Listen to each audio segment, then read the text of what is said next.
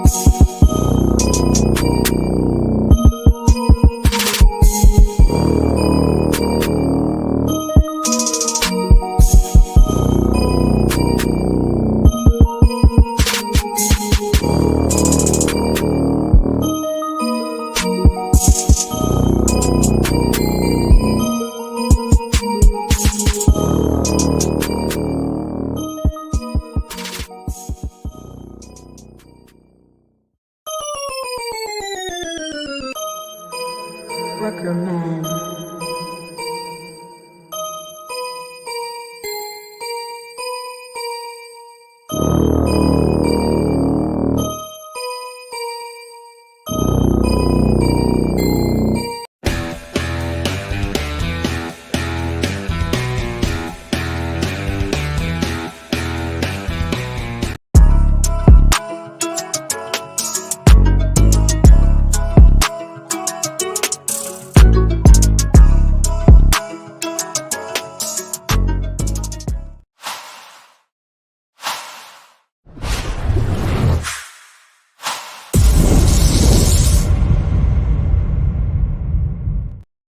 Oh yeah, Sean.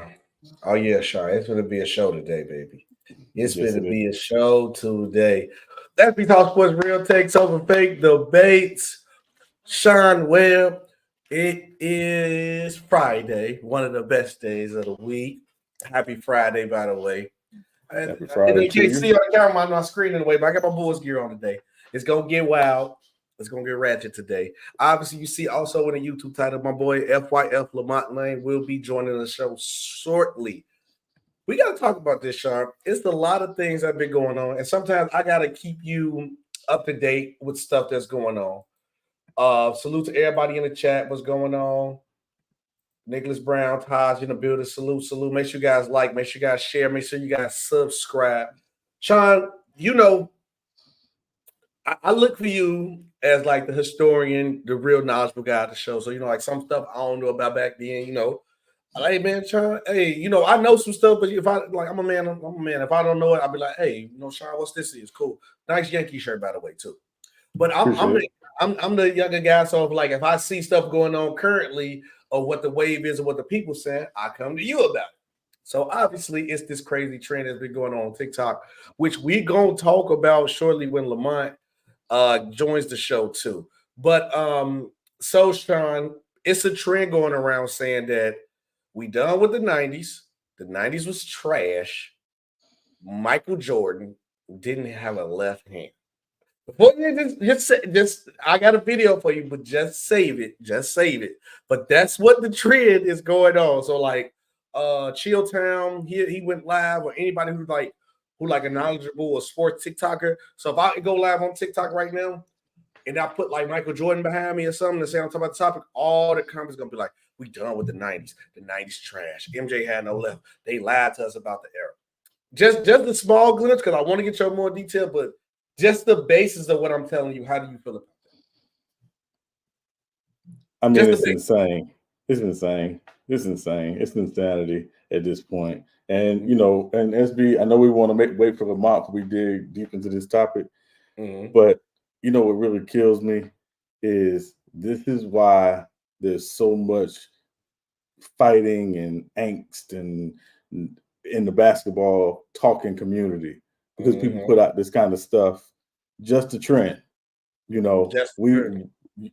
again, we have a principle over here. We've been doing real takes over fake debates for a while now. Our principle is we don't just say stuff for shock value. We're going to defend it. We're not. It's insane. And and again, the fact that we even had to have this conversation bothers me, but it is what it is. It's crazy, Sean, because I looked at it and imagine that's why this is why real takes over fake debates exists at the point of it, because it's just like, give us some factual statement of why you feel that way, because you can't even acknowledge the fact of whatever how you feel. You just talking, bro. You're not giving no real facts, and you can't go off one game, especially a game in the playoffs, to say something in that same series. Most famous Jordan layup that you use it, but I digress. We go wait. We go hold it down when Lamont get in, because we gonna chop it up about this. Salute Meagle Jester in the chat. Salute Blue Balt in the chat. Salute Blue Balt. Salute OD in the chat. Salute Woosh. Yeah, you can kind of say that. That's you can't let them get to you. It's casuals who, bro. And Blue Ball, I know you like Bron. This is the problem that I have with both sides. I already said LeBron versus Jordan ruined basketball. And Sean, this is the only time I'm breaking my real takes over fake debate things. It's gonna be a long time from now. It's gonna be the guy who gonna be the next GOAT. I'm pushing him crazy. I want to raise the two dudes who ruin basketball for me is LeBron and Jordan. If the next dude come and I'm pushing him. I'm gonna be the biggest fan of him, and I'm gonna say he better than both of them. I hate they both. I hate what they did to basketball. The bad thing they did, but we gonna get into that when FYF Lamont Lane pulls back up. But let's get into what happened just now. Anthony Joshua versus Francis Ngannou. It's over. Anthony Joshua KO'd Francis Ngannou like slept them, Sean. That's what they say. You sent me the link in the private chat.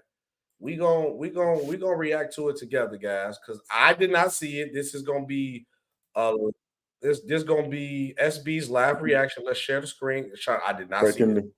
Breaking news. Breaking news. We had to push this first. So breaking news. Okay, here you go. Oh, wait, I gotta move it over here. Give me 1 second. Move it over here.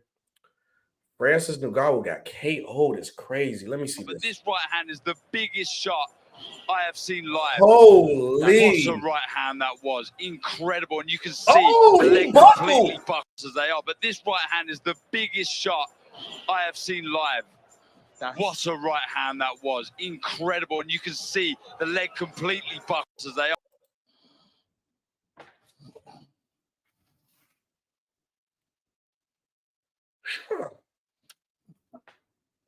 He bogus. Why he do Francis like that, dog? Why you do Francis like that, dog?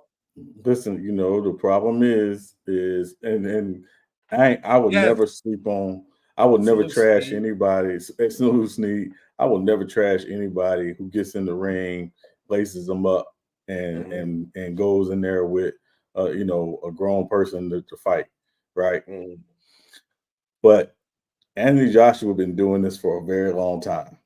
Right? He's been doing this for a very long time. That he has. Boxing is not MMA.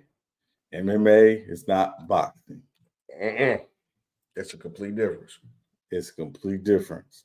And, and again, when you've been doing this for a very long time, like Anthony Joshua has been doing, and Anthony Joshua is, in my opinion, one of the 3 best heavyweights in the world, it's just, what were we expecting?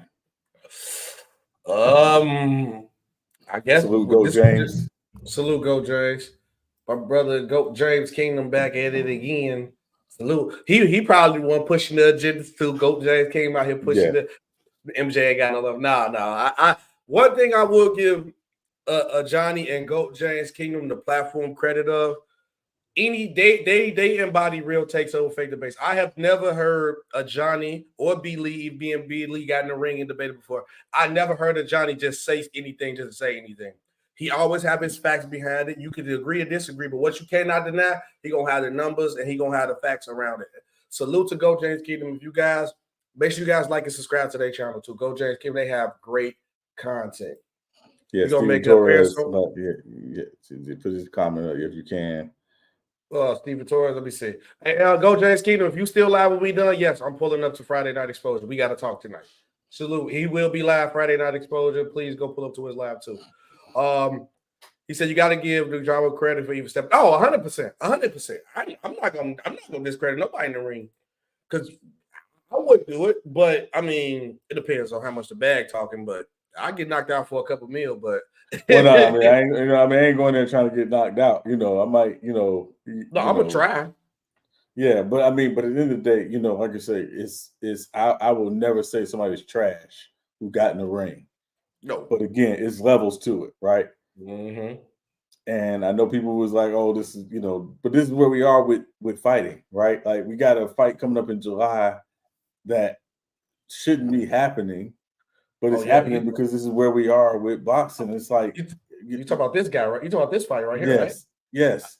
W transition, by the way, but yes, 100% this fight. Why? Yeah. Why, Sean? I don't know, man. Who in more danger, honestly, in this fight? Is it Jake Paul or Mike Tyson? Is it gonna be like that exhibition where it goes, this is a real fight, like somebody could get knocked out? Well, it's boxing. Anybody can get knocked out. I mean, that's the reality, right? Is right. Boxing, exhibition, or otherwise, somebody can get knocked out. So, and honestly, I mean, we've seen Mike. I don't know if you follow Mike Tyson, on social media or whatever, but you see a lot of his training videos and things like that. He is to be 56, 57, he is in great shape. I would not get in the ring with him. Yeah. And also, I'm still not getting in the ring with him. I don't want none of that smoke. I don't want none of that smoke. No, because here's the other side. And me, I don't really use language like that on here or whatever. I personally want to see Jake Paul get his ass whipped. Because I'm not mad at that. I'm not mad at it.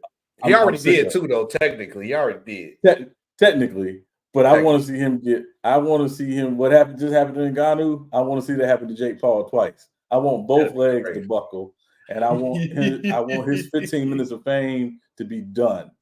So I hope Tyson wears him out. Now, I don't expect him to wear him out, but I hope he does. Right. But it is a possibility. But when Sean, sometimes that's how I feel. Like, hey, how much money to take in the ring with Mike Tyson? This how I feel about it. That's stupid.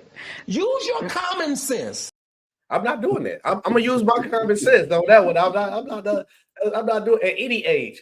At any age, Mike is old now. But Steven had a question though too. I want to talk about. Do you think Mike is doing it for the money? Yes. And do you feel like Mike's going to prove a point? No. What point Mike Tyson got to prove? He was the most feared boxer ever. No debate. What do Mike Tyson have to prove? Most feared boxer. Let me say this. And SB, I'm equated to the Rocky movie. Right. Did you ever see the Rocky Balboa movie, the last Rocky movie? Yeah, I've seen all of them. Okay. So the last Rocky, there's guys that regardless of how old they get, and we saw Evander Holyfield a couple years ago still trying to fight. But now Hopkins was fighting old. Yeah, but our Hopkins was fighting until he was 50. We saw Roy get in the ring with Tyson for an exhibition a couple years ago. There's still something in you that wants to do it. It is just, and I think that's the thing. Now, here's the catch. I don't want to see you get hurt to the point that it affects the rest of your life. And that's where I worry about someone at Tyson's age doing it. But listen, if he shows that he has the cognitive capacity to make the decision and do it, so be it. But I don't want to see him get hurt. That's my fear. I 100% agree with you on that too, because I don't want to see none of the legends get hurt. But what I can acknowledge the fact of that the exhibitions open the floodgate of like not as serious competition. It's like you gonna go out there and try, but it's different from preparing for an actual title bout and the exhibitions. And I'm like, if people into it, get your money. Go get your money and do what you got to do. So I'm cool with it. But 100%, yes, he's doing it. For let me paraphrase Marlo Stanfield. The game is the game. The ring is the ring. Exhibition or otherwise. So at the end of the day, you get in the ring. If it's an exhibition, if we're lacing them up, let's go. Exhibition. Let's go. But Sean, a regular season game different from a playoff game, though. Well, no. I'm saying in that sport. Yeah, we're talking about basketball. That's different. In that sport, when you lace them up, regardless, it's go time. Yeah, ain't trying to get in there. We're not trying to go in there and be cute. No, it's at the end of the day, those instincts take over. I give you an example, right?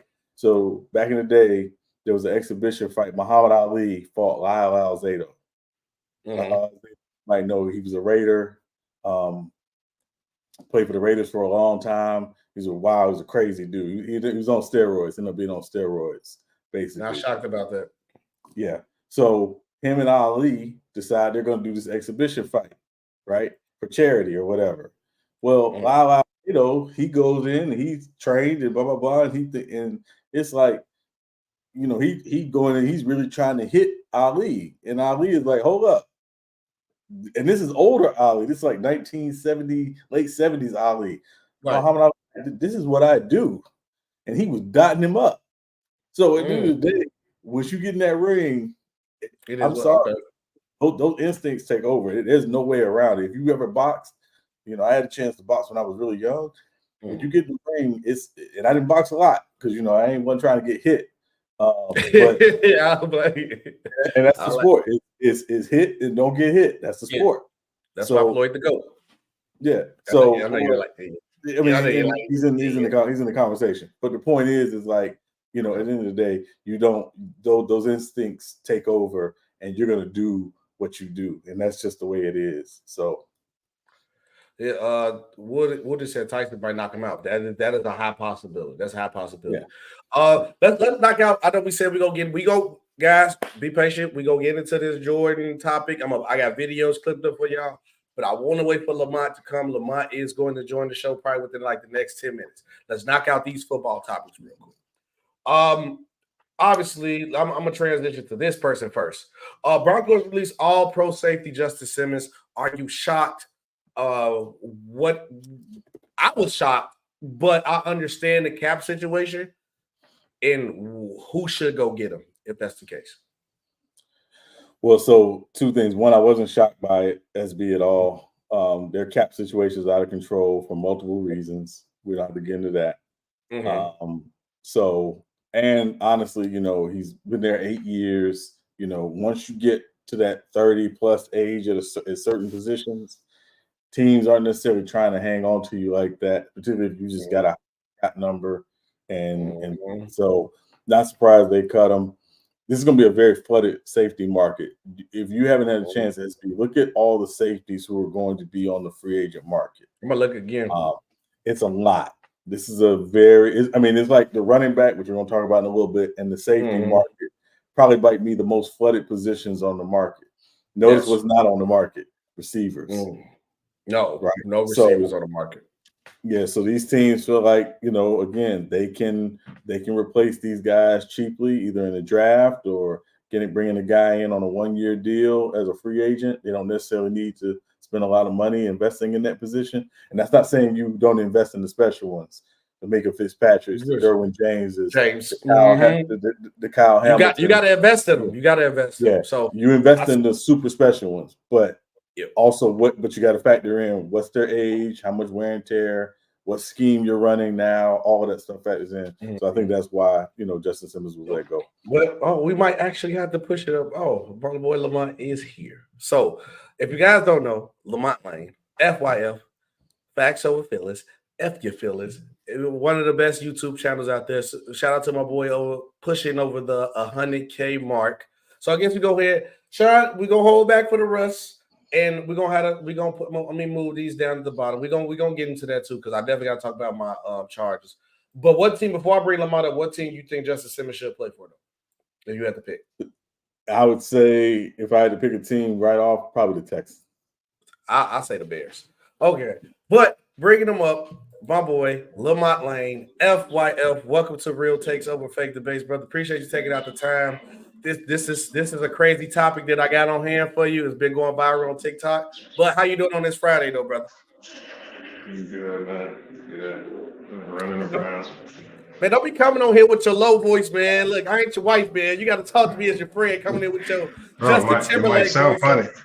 I'm on my headphones. It might sound funny. No, it's all good, Lamar. Appreciate you taking the time out. If you guys don't know about FYF debates on every Saturday. I got to get back in the debate thing. I had to I had time been going. I had to take a break, so I want all the little guys come up, get their bravado up, and I'm gonna come knock everybody down in the league. But we're gonna get to that later. So yeah, can I say this real? Can I say this real quick? Just SB real ahead. quick. So I just gotta say salute to FYF. He's been doing it for a long time, and FYF is actually how SB and I met and connected initially. So salute to Lamont for having the platform that brought a lot of folks together. No, first of all, too, like a lot of Lamont. Matter of fact, LaShawn, I'm glad you said that because Lamont, if I'm not the first person to ever do this, I want to do it now. Though. Then me and Sean do it. You don't get your flowers enough, bro. You help out a lot of dead serious. When it comes to content creating, Lamont do not get his flowers, dog. You will help a lot of people. No ask for nothing in return. You connect everybody with people. Don't ask nothing in return. I can say me personally. This show is only together because of Lamont. I got the C-Red PC show. Lamont connected me with them. Hey, SB my dog. He go crazy on the content. Rock with my boy. And PC still rock me because of Lamont. True. Anybody that you want to do, or Lamont will be like, hey, bro, I see you doing your thing on your content. Hey, bro, improve this. SB, I like how you did your little logo. He make fun of it, but he told me like, nah, SB, try to go like a little more professional logo. You see my logo change, and I don't be mad at it because I know Lamont have a good heart in what he doing, and he knows what he doing when it comes to content creator. So appreciate you, brother. You deserve your flowers. You help out a lot of people. You are a great content creator, and we're going to salute you for that. If nobody never gave your flowers, Real Take Soul Face to Face going to give Lamont his flowers, bro. Because you do a lot of stuff that you don't have to do, brother. Real spill. But Lamont, you know, TikTok is my thing. So, you know, I'm the TikTok guy. So, for some reason, I woke up in the morning like 50 Cent said to Floyd Mayweather. I woke up in the morning, I opened my TikTok. I see that we done with the 90s. Michael Jordan don't have no left hand. The 90s was trash. They lied to us about the 90s. So, just our basis, I want you and Sean natural reaction. I know if y'all probably didn't see it. What do you think about the base subject of what I'm telling you? Lamont, you the guest. You go first. I mean, I've seen it already. I'm already been privy to it. I've been checking them out for like the last probably week or so, and it's just I don't know how to really explain it because I've been warning people that this was coming, and I've been warning people, and I've been telling them like, if y'all gonna keep trying to tear down LeBron. And the only thing it's going to motivate people to do is going to go research and really look up Michael Jordan. And I said, when people start looking, what they're going to start seeing things that don't look right because it don't look like what we see today. So I said, y'all need to just leave. Y'all just need to start giving Brian his flowers so people don't start doing too much digging. Because when they start looking, it ain't going to look right. I saw one of his clips about Moses Malone. I said the same guy, right? Same guy. Same guy, yeah. But remember a few months ago, I said Andre Malone looked like an energetic Andre Drummond. I said if you go look, I said if you go look at if you watch the film, that's what it looked like. He don't look very skilled. So I said, y'all need to stop telling people to go back and watch, and you just need to start giving flowers. Because people going like old buddy's doing, he killing them, and you can't say he lying because it's all on film. So, but I feel like Sean, I'm gonna let you go first. I'm gonna let you go first. Sean. Go ahead. No, go ahead, SB. My problem is this though, Sean. I mean, Lamont.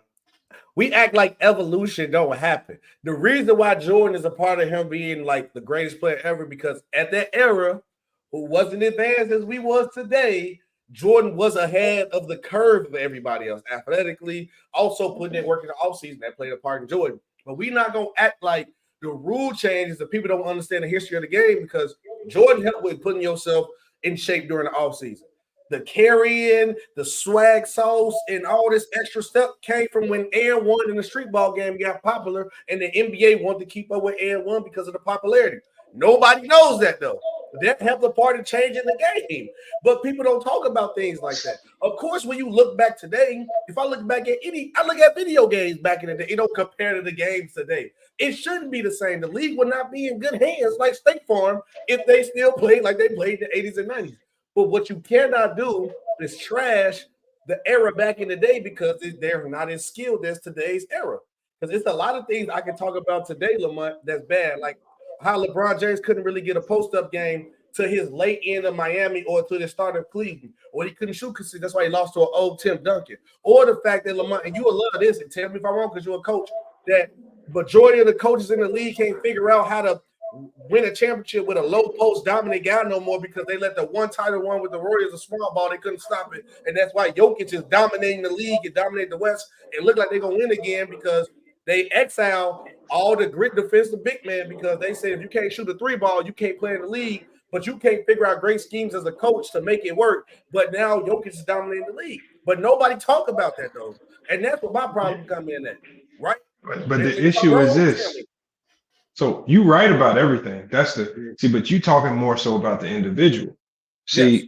a lot of this stems from people saying the 90s was the greatest era. It was the toughest defense. The hand check made it hard for players to get to the rim. You couldn't throw. So what they did was they glorified everything around Jordan to try to give the perception that Jordan had this most difficult, hardest path to 6 championships, and it's just insurmountable odds that he faced some of the greatest teams. And so when you go back and so what happens is because they dressed up the 90s, not Jordan in and of himself, because they dressed up the 90s just to hype Jordan up. Right, because what they try to do with LeBron is they don't really, some of them will try, but they don't really try to tear down LeBron. They try to tear down everything around him. Yes. His era is weak. The game is too spaced out.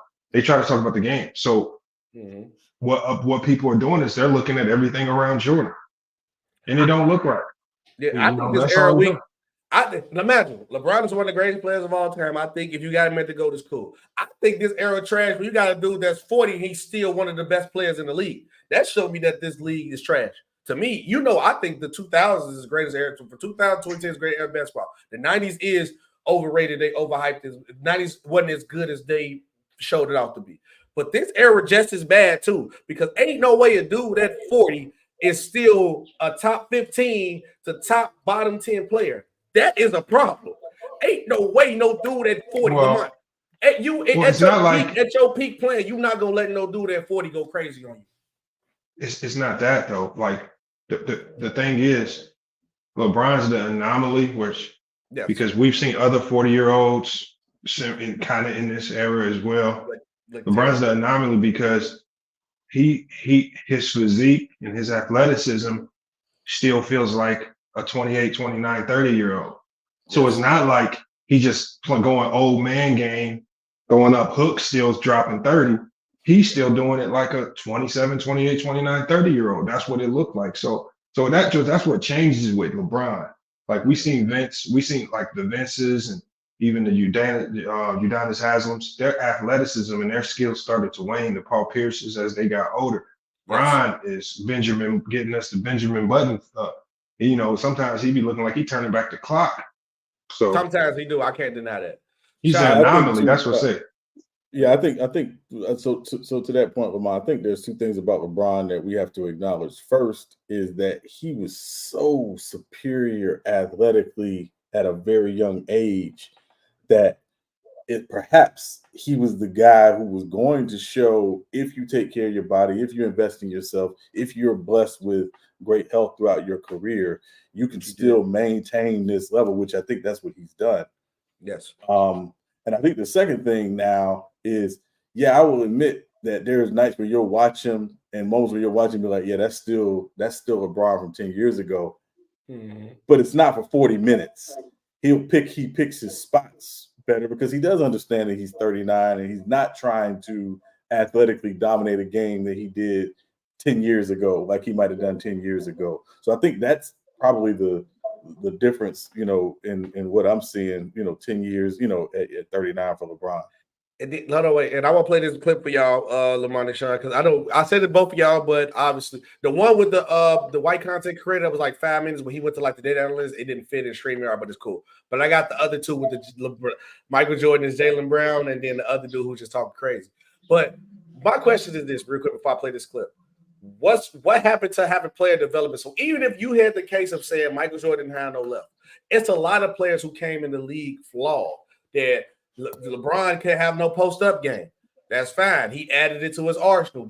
Kobe couldn't shoot consistently. Added it to his arsenal. Like KD couldn't go left when he first came in the league. So what? So now we frown upon player development now. Like what's going on?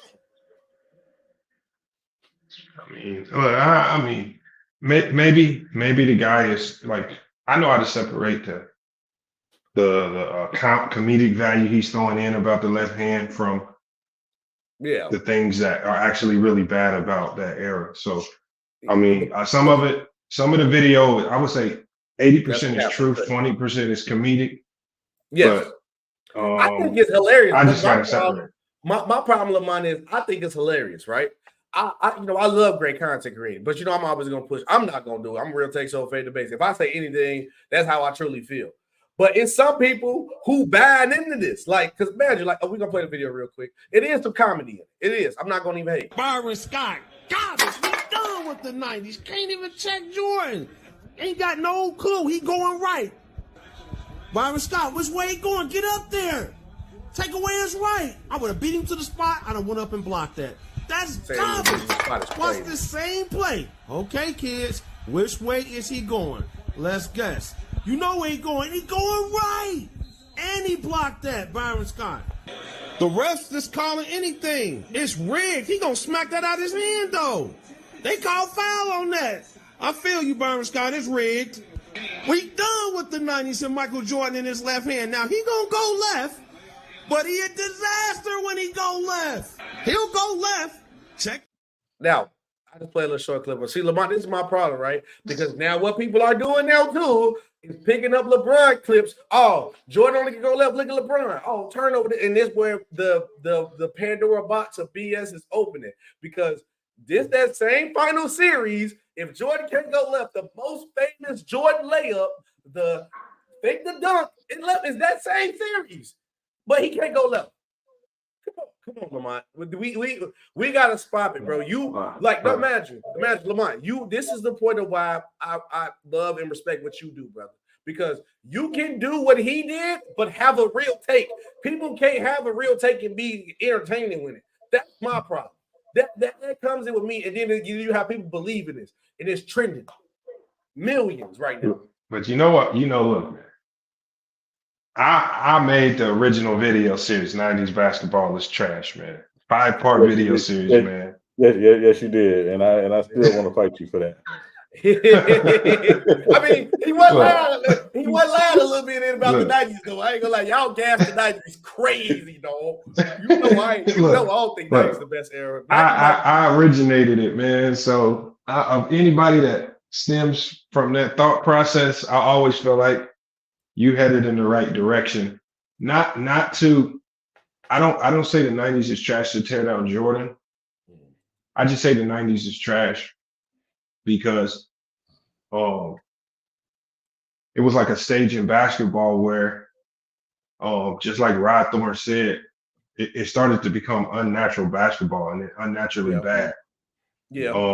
So if nothing against Jordan, like I say, I still got Jordan as the GOAT because of his dominance. I can judge him without being biased about how I feel about the era. Mm-hmm. But it's just, overall, man, it's just, I just want people to start. I want anybody that's actually pulling up the film and actually looking at the film, I'm always going to support that because it's just. Why did it take so long for them to actually go back and watch basketball? Boy, we've been talking about this. Lamont, you were talking about this like when you first met me, first time pulling up in the chat. That was like 2-3 years ago, bro. We've been talking about it. So wait, because look, it's crazy that you say this, right? So I made the video, right? Sean, it's been going up. Appreciate you guys watching it. Almost at a K on that. Make sure y'all keep liking it. I made the title, LeBron James 40,000 is meaningless. I got a whole bunch of hate. And nobody, I said, bro, this is the problem with the world.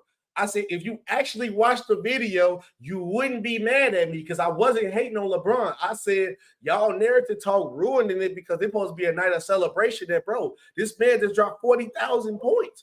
But the first thing LeBron come in the press conference said, everybody hating on me, which is not true. It's just Skip Bayless and the people with the Jordan fan narrative. The general fan base love LeBron James and respect what he's doing. I don't know about that one. No. Anybody that hate LeBron is a Jordan fan narrative. No. You know that, or Kobe because of the Lakers. I'm after Kobe and the Lakers fans. But I'm talking about the medium fan base love LeBron James. The medium fan base love LeBron James. I would disagree with that. How he got more followers than the NBA as a whole. I know, but he don't have followers because they like him. You know how many people follow him just to clip and snip stuff that they can nitpick at? No, I agree with you. I understand. But if we being real, Lamont, I think there are far more people who love LeBron than those who hate him. I'm not saying he doesn't have haters, but I think it would say if you were to do a poll of people, what do you think about LeBron James? Most people be like, yeah, I love LeBron James. Well, he the GOAT. I don't know about that. I don't know. No, wait, look, I don't think people hate. I think the people that purport themselves to hate him don't really hate him.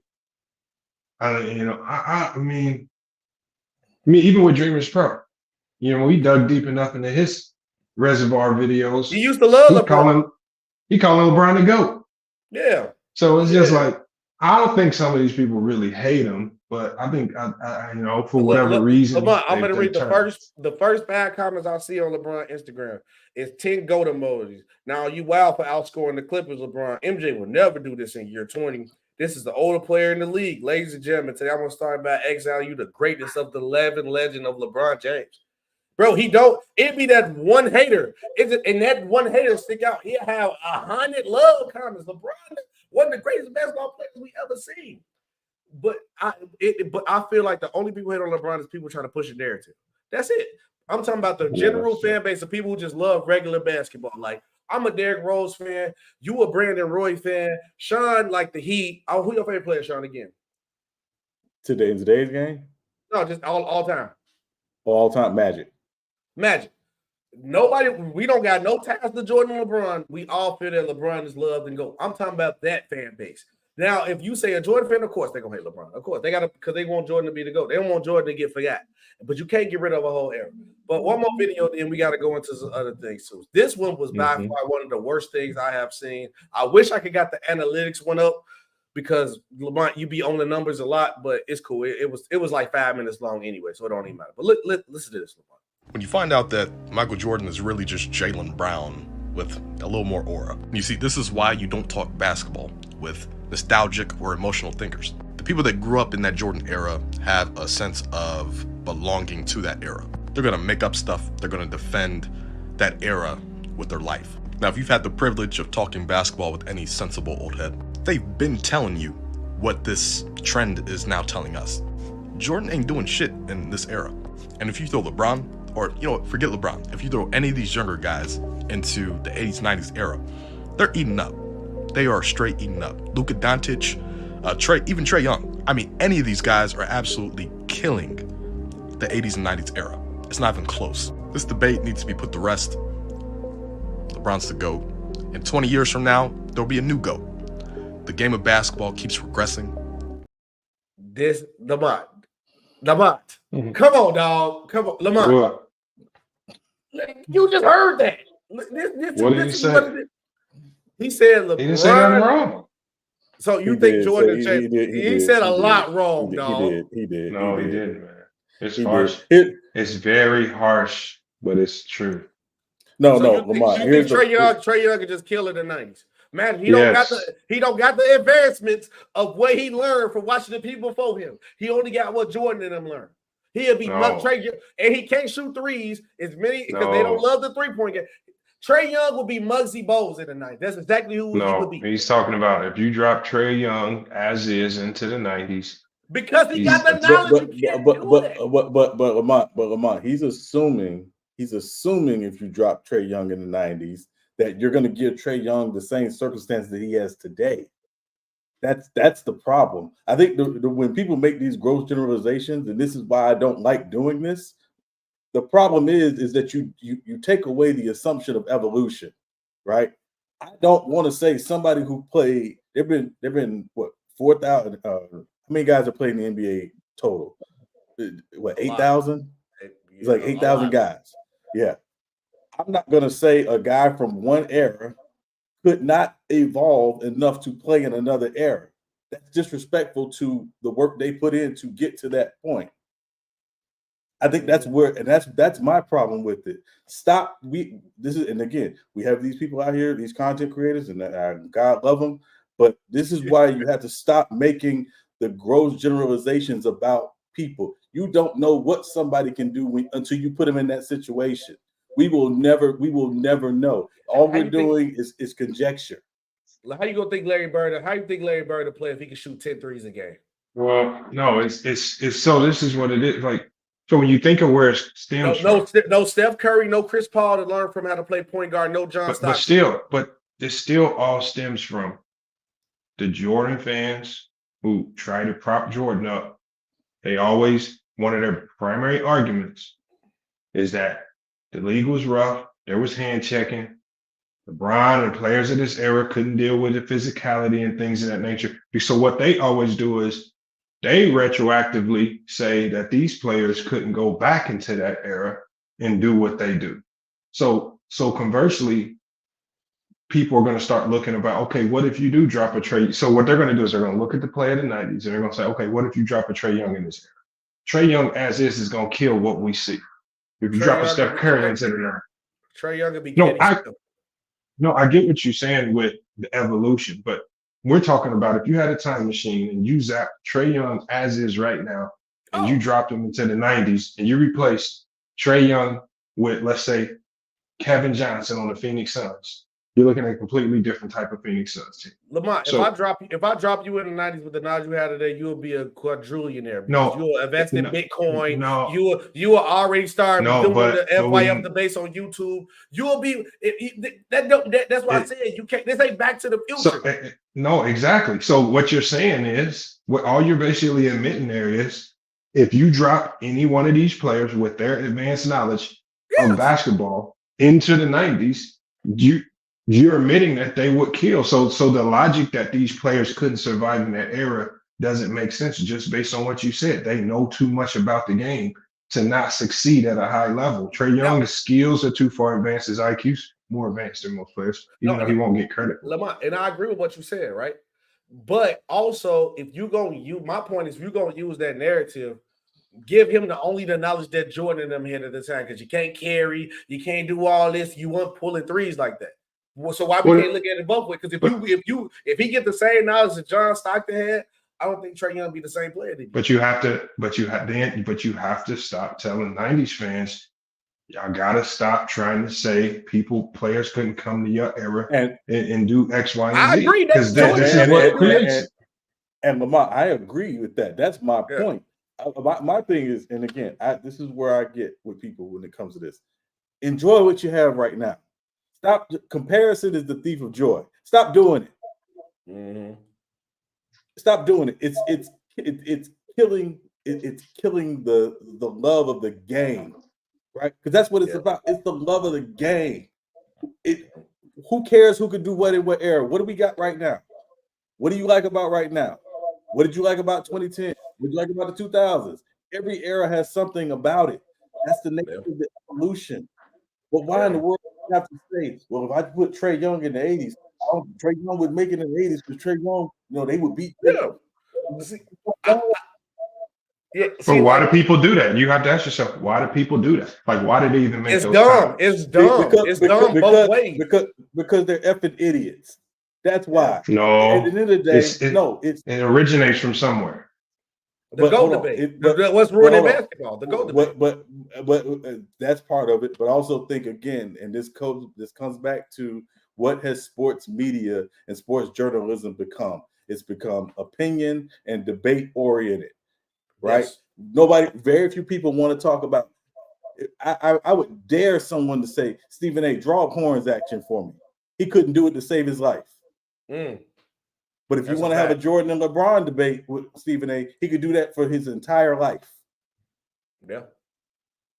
That's what's happened. We don't talk about the actual game. Lamont, you coach, you played, you understand. We understand that. So you can pull up film and show, here's what happened in this action. Here's why this happened in this action. How many people who do sports media and sports journalism can actually do that today?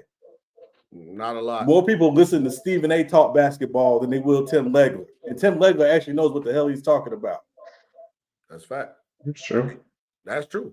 That's 100% true. I ain't mad at it. And this is what I point to look at it too, though, is like it's a catch-22, both sides, because you can't just throw anybody in the air. Only time I like those conversations, I'm gonna keep it a buck, where you think of players like a Lamar Odom, right? I think Lamar Odom, if he would have actually had to play today, he'll be a 10 times better player because his skill set benefits more of what going on today. That's what I like having this conversation. But when you try to use that conversation to poop on this era or poop on that era, oh, Jordan come in average 50. No, he would not. Oh, Trey Young put him back here. Come on, bro. We gotta keep it on the same basis and realistic of this. Because now you calling Michael Jordan, Jaylen Brown is disrespectful. That's disrespectful to the era. Or calling people plumbers, that's disrespectful. But I don't think so.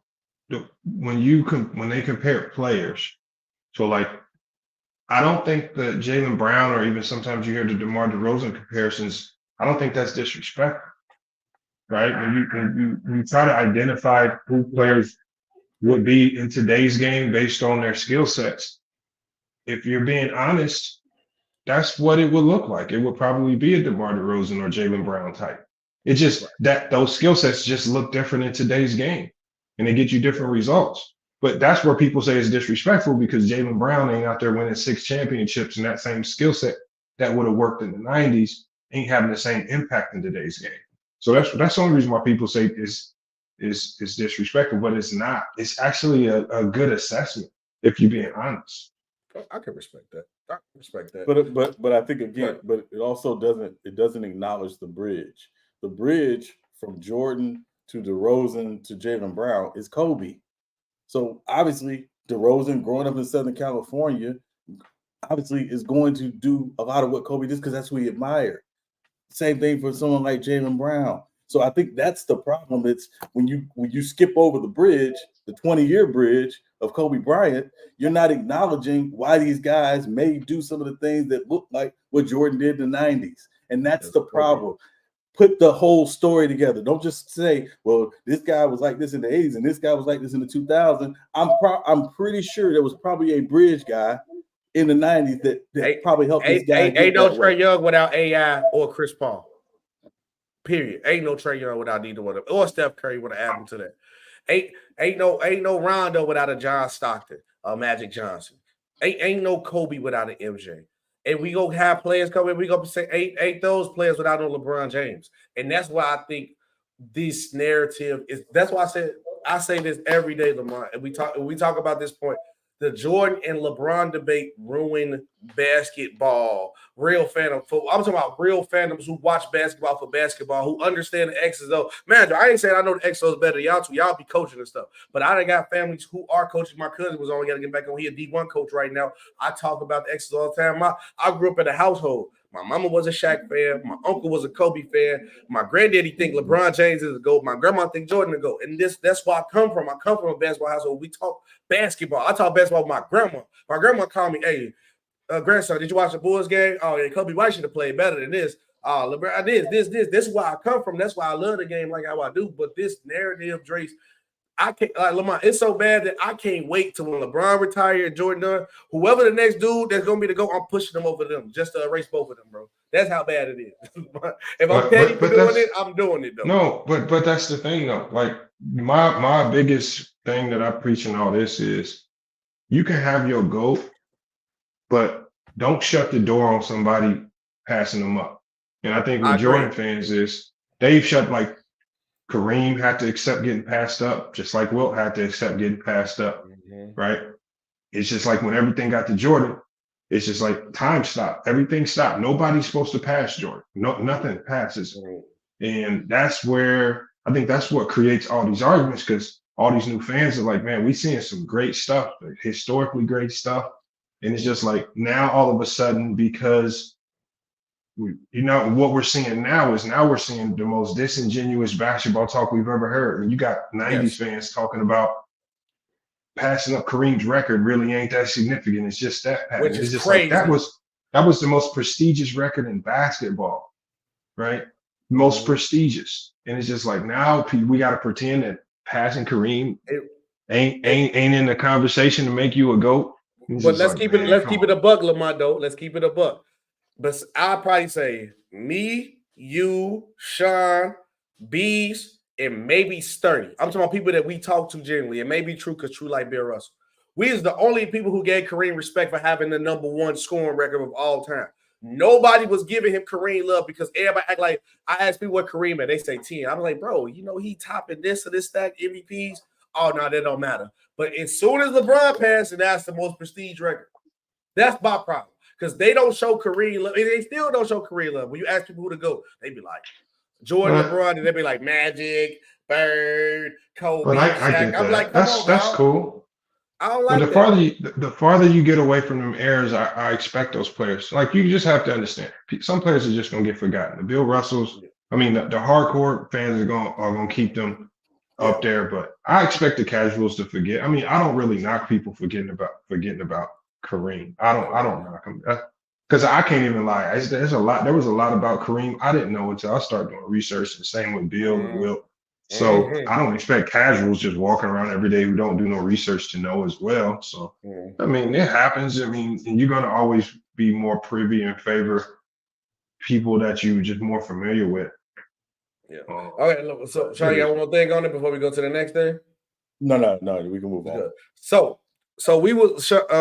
Lamont, how have you been on to the season? I know you be keeping up with the basketball crazy. So the MVP race is kind of getting crazy.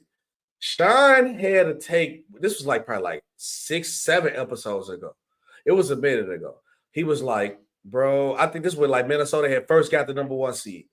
He was like, Anthony Edwards, the MVP. I made a short of it. People was laughing, talking crazy. Bro, what he talking about? I'm not going to lie.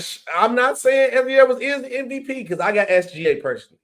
But Anthony Edwards is in the conversation. I think Sean's stake in that Anthony Edwards MVP take is good. What do you think? I think it was good. I think it's going to come down ultimately to, I think, who gets the 1 seed in the West.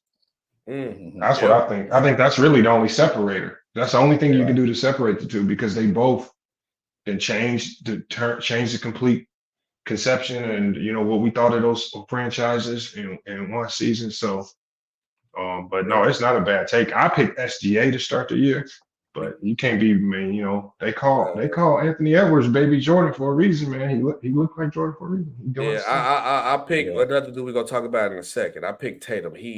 I got to get your opinion. I have to get your opinion on Tatum. But Sean, how do you feel about your Anthony Edwards take? And the stock looking good over there. You feeling like you invested in Bitcoin or what, man?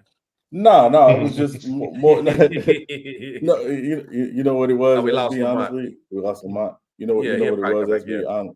Honestly, it was more. I picked Luka at the beginning of the season, right? Because I thought Luka was kind of that next name and next guy they want to push. Yes, right. But watching what Anthony Edwards was doing this season, coming off of what he did this summer with Team USA, it was like he was on my radar. And then all of a sudden, you see Minnesota, who was a playing team last year, jump into that top conversation, that 1 seed conversation. You know, I thought, man, I was like, man, and he is, and also remember, there was no question this year who their best player was. Right, that Karl-Anthony Towns kind of took that natural step back to be their #2, so it was kind of like, man, and also, I think the other thing too was you would start to see him evolve other areas of his game.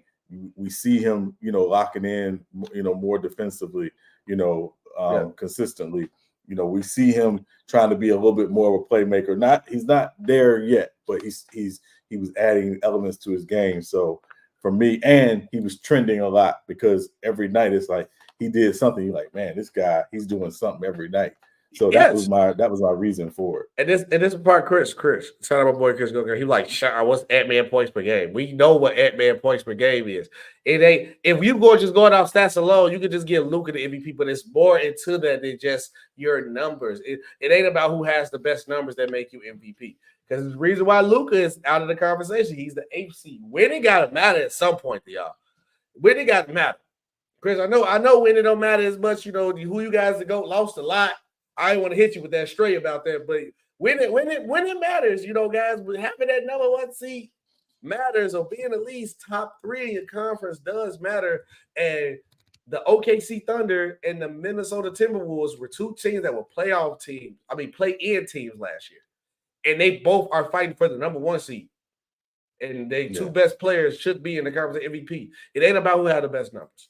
Shout out my boy Leafy said, what's going on here? Just go on TikTok, bro. Go on TikTok. You will see everything on that disrespect. Joker might sneak and get it. Ooh, I'm glad Wu said this. I have a question real quick, and then we're going to go to the Tatum. Appreciate Lamont for coming on the show. If you don't come back, it's cool. Appreciate Lamont taking our time for joining the show. Sean, if Joker wins a third straight MVP, a 3 and 4 years. 3 or 4 years. Mm-hmm. No, it's 3 straight. It's 3 straight. No, Embiid won last year. Oh, you're right. Embiid, okay, 3 or 4 years. Yeah. And then goes, you're right. Embiid, they did give it to, which he didn't deserve. I think it should have been the 2 years ago one. Embiid should have got. They gave it to Joker. Joker should have won last year's and the year before last. 3 years ago, Embiid should have got them. The one that Joker got, and then we could argue this. But if Joker get another MVP, 3 or 4 years, and win a finals, back-to-back championships, and get a finals MVP, what are you putting them at all time? Because we're gonna have to have. I think we're gonna have a different conversation. Well, you know my rule in SB. I will not rank him all time until he is close to the end of his career. Okay. That said, though. 3 MVPs, 2 finals MVPs. He is in that all-time best center conversation. Now, again, there's another 3-time MVP who won 3 and 4 years by the name of Moses Malone.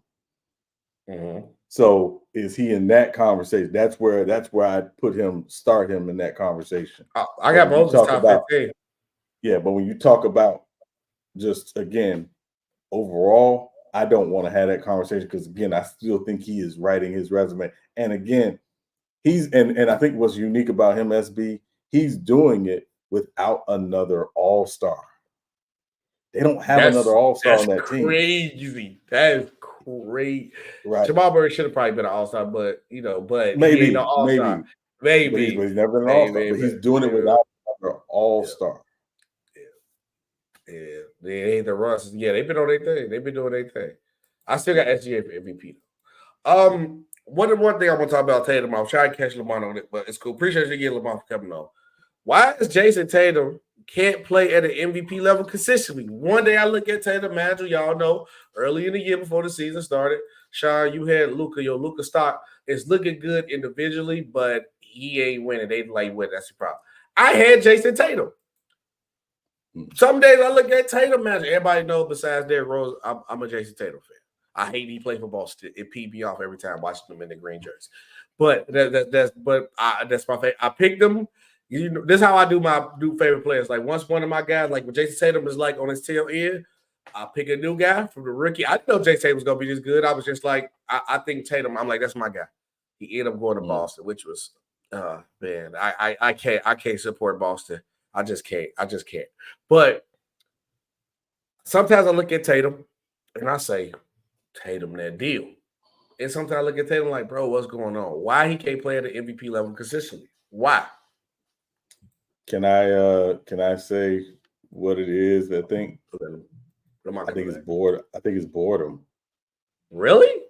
Yeah, I think when your team is that far up, it's hard to stay at that level, locked in at that level, for the entire season.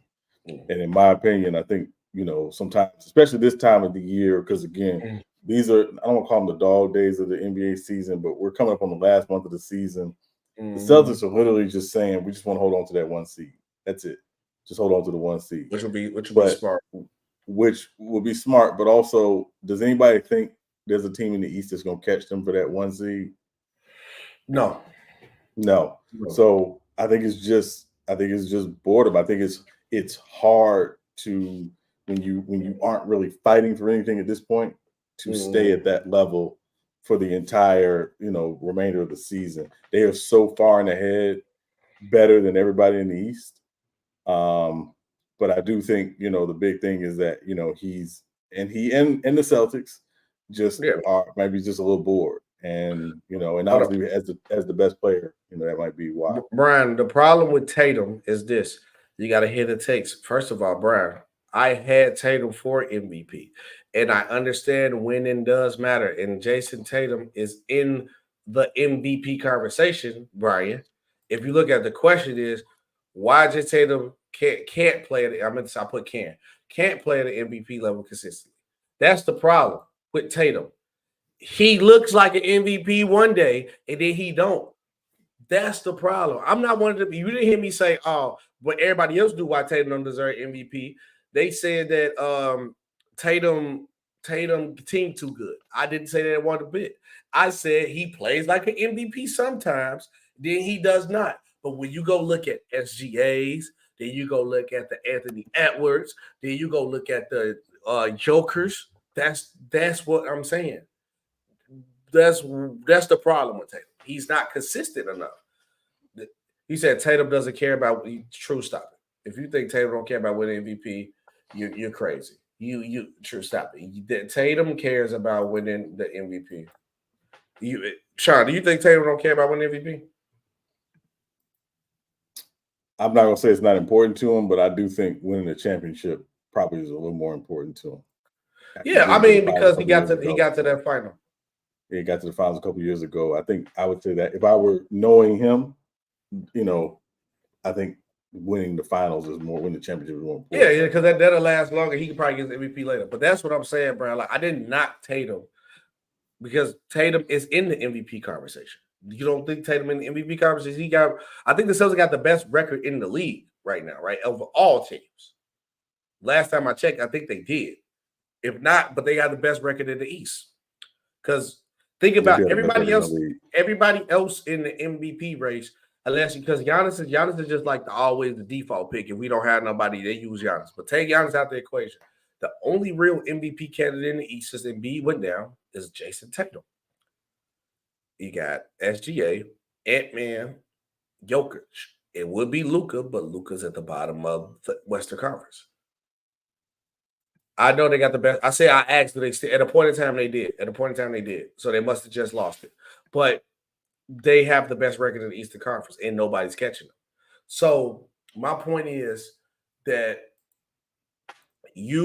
Tatum has to play consistent.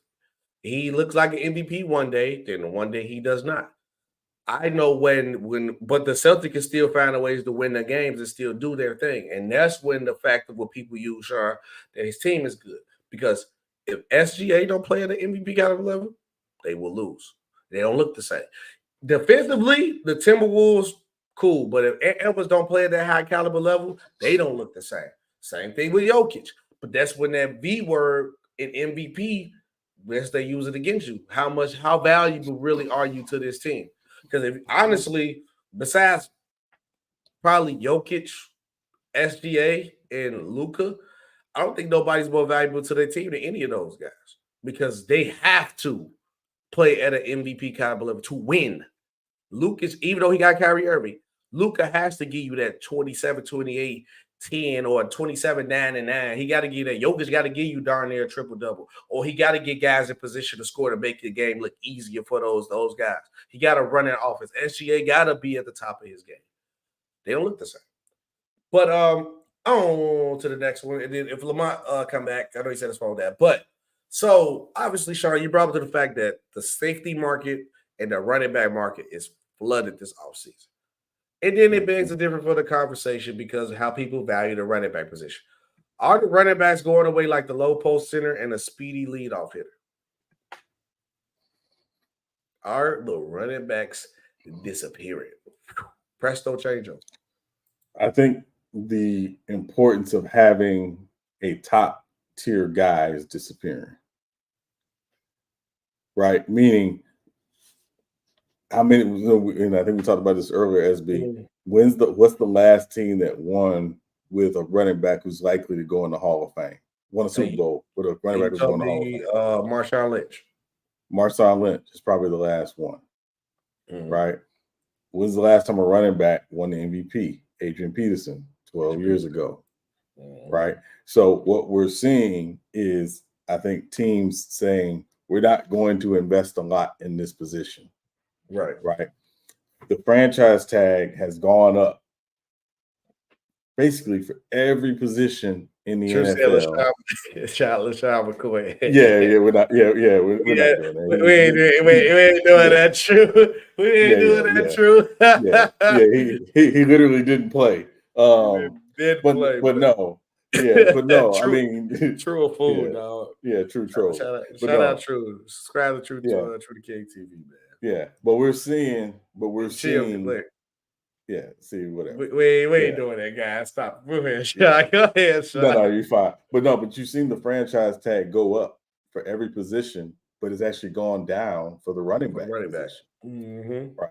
So I think is what teams are saying is we're not going to spend a lot of money on this position. We're not going to invest heavily in this position. Mm-hmm. That's what a lot of teams are saying. Now, you still got a couple teams that do, depending on the type of back. Obviously, San Francisco, Christian McCaffrey. The Saints invested in Alvin Kamara. We've seen last year in the draft where we saw 2 running backs go in the top 12. But again, it's how important. Yeah, right. And again, you said McCaffrey was super important to the team, but did they win the Super Bowl with McCaffrey? No. So again, and when you're seeing teams, and again, the team that won the Super Bowl with a 7th round running back. Which is good. Who basically, if we're being honest, basically matched Christian McCaffrey in the game. Yep. If we're being honest, right? Because they both fumbled. So, so at the end of the day, I think what it's telling us is the evolution of the game, the evolution of the rules that have made the passing game much more prolific and much more free to do the things it does, says you don't need the running back who carries the ball 20 times a game anymore. Which is right. disgusting. It's sad, but it's what they wanted. They wanted more scoring. They wanted more fantasy nerds to get involved. That's really what it comes down to. And I'm not going to say if you're not a top 3 running back, you don't have a lot of value. I think what it is true is if you're not a running back who can both run and catch at equal value, you don't have that same value, right? Now, there's some guys, again, the anomaly is like a Derrick Henry, right? Which I'm shocked as a free agent. Right. I'm not shocked because of the years and the wear and tear on his body. Why would Tennessee invest in that because of where he is, Not him, I'm sorry, Saquon. I'm sorry, Saquon. Yeah, Saquon. I'm sorry. Saquon's a little more surprising because the Giants have nothing. And they did him a favor. Saquon got Daniel Jones paid, if we're being honest. So he's another kind of anomaly. But I just think when you look at a lot of these teams and how these teams are built, they're not going to invest heavy resources at the running back position. Agreed, Steve. Either do it by committee, or if they got one guy, that guy better be as great a receiver as he is a runner.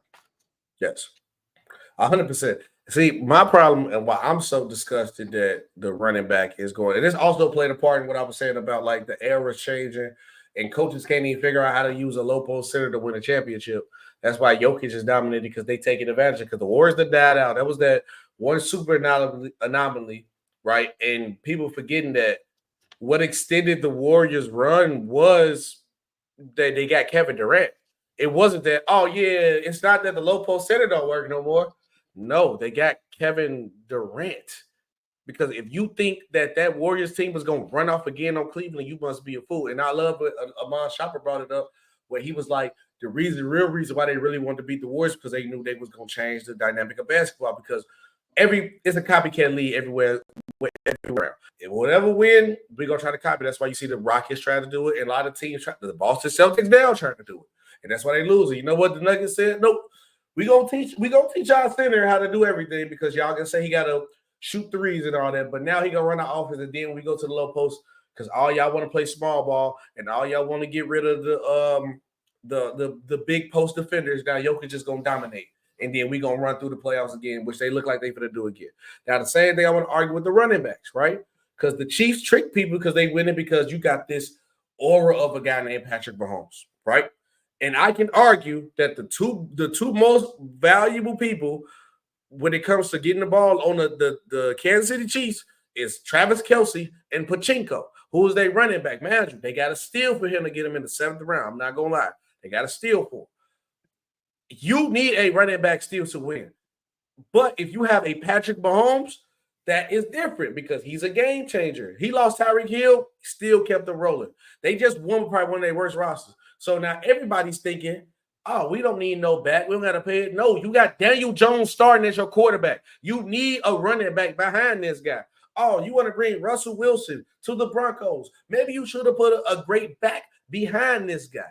You know why Justin Herbert, my quarterback, looked as good as he did and still do? He had Austin Eckler behind him. So we try to gloss this over like running backs is not value. I understand why the owner's doing that's one less position you got to pay. But let's stop with this dumb narrative that you don't need a great back. Everybody is not Patrick Mahomes. Even Joe Burrow got Joe Mixon behind him. You see why the Buffalo Bills are failing? As much as they don't have a run game. That's been their problem consistently. Sean, you've been begging for them to run the ball. And the one time they actually was giving James Cook the ball, how better of a team did they look? They look way better. So let's stop this narrative because we let one team with one anomaly, like the Golden State Warriors or the Kansas City Chiefs, where you got probably arguably one in a dude who's early in his career already in the GOAT conversation of quarterback, and the dude who is the greatest shooter of all time, and they got an anomaly at a position of Draymond Green who can guard 1 through 5. But what makes it work so well is because you got Klay Thompson and Steph Curry on one side, and then you got Kevin Durant who can easily get a bucket in a half-court offense when he wants it. That's what makes the difference, bro. Stop making it seem like these positions don't have freaking value. That's not the case. Stop copying teams with these anomalies on their roster. You are basic. You got Trae Young on your team. Put a good center around this man. You got Daniel Jones as your starting quarterback. Put a good center around this man. You know why the Detroit Lions just made it to the NFC Championship game? They got two of the best backs in the league. They got David Montgomery and Jahmyr Gibbs. They ran a two-back system and destroyed people. And honestly, they should have beat the 49ers if they went away from their game plan, which was running the ball. Sean, if I'm wrong, please tell me I'm wrong, but I don't understand. I mean, again, SB is, like you said, is a copycat league in every league, right?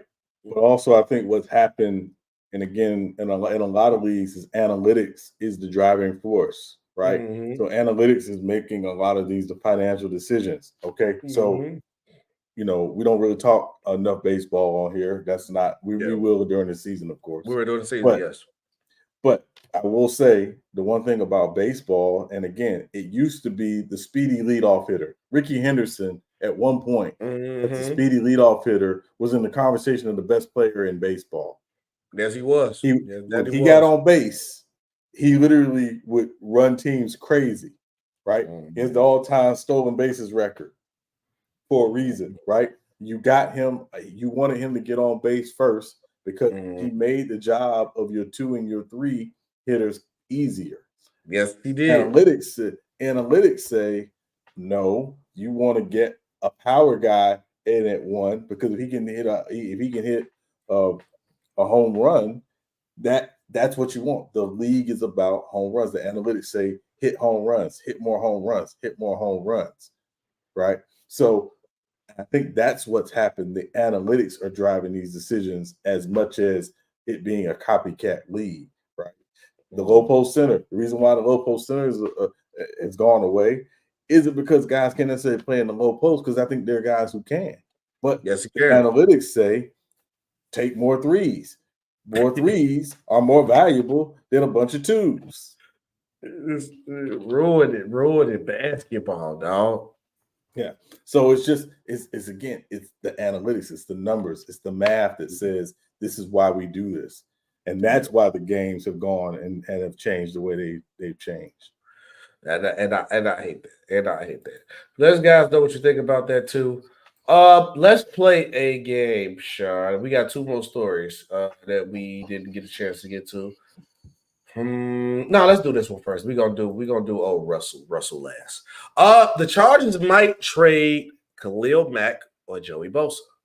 The Mack trade I'm down on because obviously Harbaugh want to make moves because he's actually smart to understand that, hey, let's get Justin Herbert a running back to make his job easier. He's trying to get Saquon Barkley. But we in money problems. And I think getting rid of Khalil Mack might help. Bosa, he been here from the long haul, so I have a heart for Bosa. Now you can tell me like SB, you love the guy, he been there, drafted him, might have to let him go, be injured too much. Our defense was kind of bad, but I can't let Bosa go. I don't got the same love for Mack because Mack didn't have a Chargers jersey on for day one. Mack, get rid of Mack makes sense. You'll open up some calories, open up some salary cap space so we can kind of try to make moves.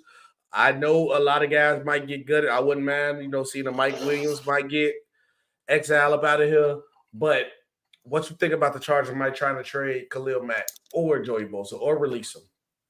So I think it's more likely Mack will probably be gone. In my opinion, I think that will be the choice.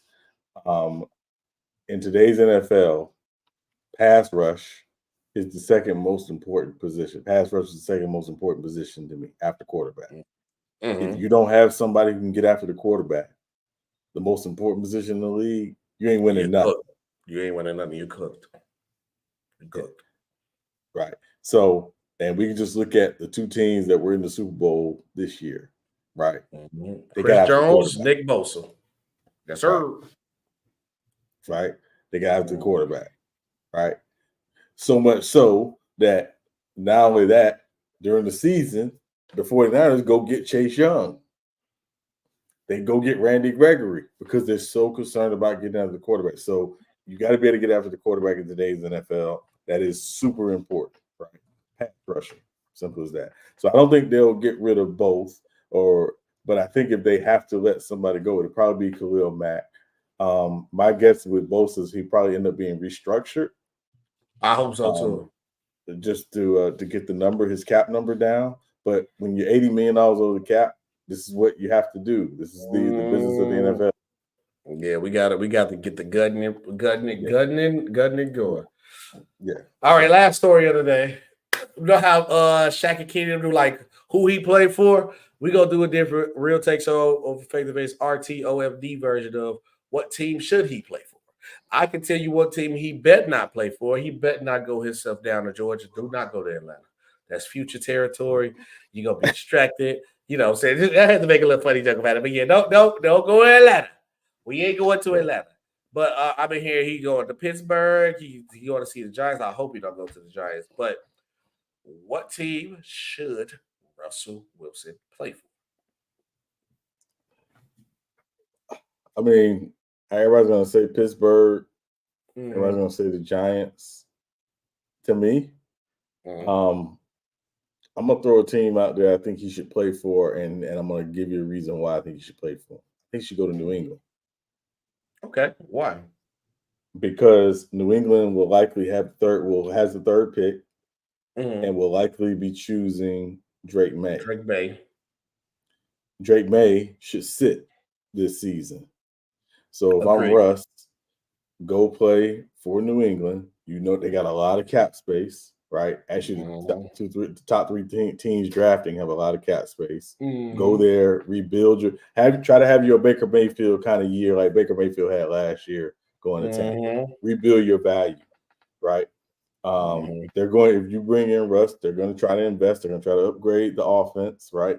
You can see that. So if I'm Russ, I go to New England and get me a year, over Drake May, and then go from there. Okay, I like that. I would be personally fit wise. I would say Atlanta got weapons, but yes. I don't know if your team has the money, but the team that nobody's talking about, which I know he's not going to go to because they just reconstructed their guy contract. I wouldn't mind seeing Russell Wilson in a Saints jersey. I would rather take him over Derek Vehicle, but they restructured his deal. Would you like to see him in a Saints jersey or no? It ain't moving you. No. I tried. I'm trying because I'm thinking of like how the team is structured where you got weapons to kind of work with. Like you got Williams, Kamara behind them. You got receivers over there too. Atlanta is perfect for anybody, but Sierra situation, I think he's gonna be too distracted. Giants is a no man's zone. I think, that's the next best thing, maybe the Patriots. Because I know everybody's saying the Steelers, and I know the Steelers or the Bears need to hurry and make their decision before They are stuck with Justin Fields if they're trying to get rid of him. If you're going to trade him, because teams are going to start making their moves. The Pittsburgh Steelers going to go get Russ to go get somebody at some point. Because you got Russ is out there, Jameis Winston is out there, Kirk Cousins is out there, Ryan Tannehill, Mr. Tannehill is out there. So it's quarterbacks where you can have a filler quarterback and you get a young guy. Because I think besides maybe Caleb Williams, and depending on where these other quarterbacks go, where Daniels go, where May go, I think they should just sit a year. And ain't nothing wrong with sitting a year. Y'all better take what the Kansas City Chiefs did.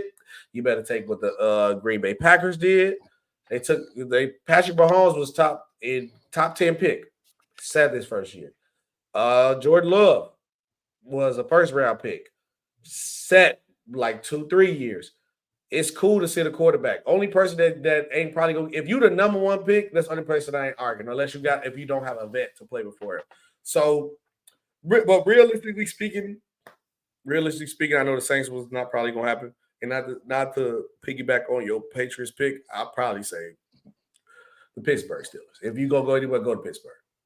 But is he too kissing baby wise guy to fit in Pittsburgh? Pittsburgh, you got to have that. I don't want to say it because of the last guy, but you got to have a little Black Air Force energy. That's what I'm gonna say. Black Force. You got to have a little black. You got to lead man over there in Pittsburgh, bro. You can't come over there being Captain America. Nah, we don't want Captain America. We need to be Iron Man. You got to be Thor. You got to be something different. Yeah, I mean, I think I know people talk about the Steelers, and obviously the Steelers make some sense when you just look at the division and that division of quarterbacks alone. When you talk about Lamar and Joe Burrow, and obviously we expect Deshaun Watson to get healthy and hopefully get back to what he once was. Yes. The issue why we say Pittsburgh is because Kenny Pickett is far and beyond the worst quarterback in that division. Yes, by far. So does that benefit Russ though? And again, when I say benefit Russ, I don't think Russ going there would necessarily benefit Russ. I think it may benefit Pittsburgh, but I don't know if it benefits Russ. And also, and again, I think the other part too is we have to acknowledge what Russell Wilson is, what made Russell Wilson great. And I've said this many years, and shout out to Bees, because Bees was also one who said this for years. Russell Wilson is a guy who makes plays off platform. Yes. That's what makes him special. And he throws a very nice deep ball. But if you're asking him to throw with timing, you're asking him to throw with anticipation, which is why he and Sean Payton didn't necessarily work in John. That's not going to work. So the other side of it is, if you bring him in, you have to build it around what he does well. Trying to force him in an offense that he does not run well and things that he does not do well does not bode well for you. Yes. So I don't know if they'll do that necessarily in Pittsburgh. I know Arthur Smith is there, obviously, as the OC, head coach from Atlanta. Yes. We'll see. We'll see. But, that'll be tough. But yeah. All right. Another great episode as always. And Go Jay, I'm gonna pull up on Go Jay King right this show. He talking crazy. I heard, so I'm about to go ahead and pull up on him. But episode 58, I did not look up the number 58. I'm gonna look it up now. Who you got? I give you an easy one. Who you got? The Von Miller before Von Miller was Von Miller. Number 58 from the Kansas City Chiefs, Derek Thomas. Derek Thomas. Ooh, I like that. I like the Derek Thomas. Yeah, Derek Thomas is a great pick. Yeah. I like that. Also, yeah, I want to throw another one out there. Just shout out to him because I was up there earlier. FSU's on Baltimore Ravens, Peter Bullware. Just got to throw that out there. Oh, wait a minute. Okay. Oh, I got mine. And I knew better about this because I forgot. Part of the reason that broke my stake on like that Sbtalksports supports the Bears, I started back supporting them. Roquan Smith, 458 when he was on the Bears. I'm taking Roquan. I gotta take Roquan. I love Roquan, my favorite linebacker in the league. I love Roquan. Shout out Roquan. But appreciate you guys watching the show. Well, shout out to Lamont coming through. We appreciate you guys watching. We'll have to clip these up. Make sure you guys like, make sure you guys share, make sure you guys subscribe, join the RTOFD movement until we on to the next one, please. And we ain't done with the 90s. The 90s, you can't erase an era of basketball, y'all, because a lot of y'all favorite players would be LeBron James, wouldn't be LeBron James without Michael Jordan. Mr. Who can't go left is crazy. But salute, guys. Salute.